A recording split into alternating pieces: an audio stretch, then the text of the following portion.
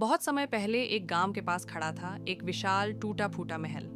गांव वाले कहते थे वहां एक भूत रहता है जिसकी आंखें नीली आग जैसी चमकती हैं।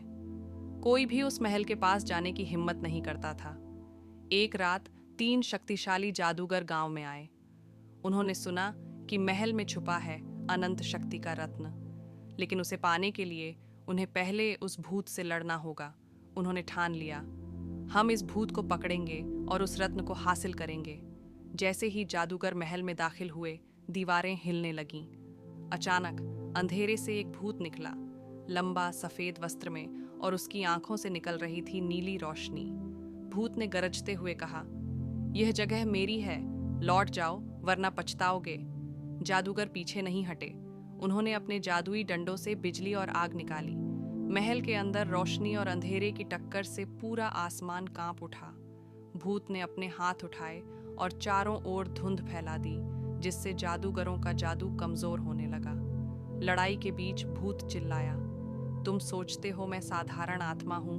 नहीं, मैं भी कभी एक महान जादूगर था, लेकिन शक्ति की लालच में मेरे शिष्यों ने मुझे धोखा दिया और मैं श्रापित होकर भूत बन गया। तीनों जादूगर हैरान रह गए, क्योंकि वे उसी पुराने जादूगर की वंशावली से जुड़े थे। भूत ने अपनी पूरी शक्ति से नीली ज्वाला छोड़ी। जादूगरों ने भी मिलकर एक विशाल जादुई ढाल बनाई।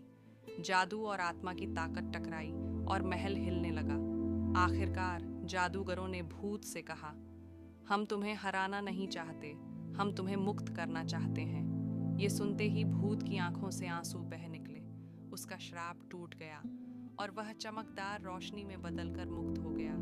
लेकिन जाते जाते उसने कहा, रत्न को सही हाथों में रखना, वरना यह दुनिया अंधेरे में डूब जाएगी। जादूगरों ने रत्न को सुरक्षित किया और महल को बंद कर दिया।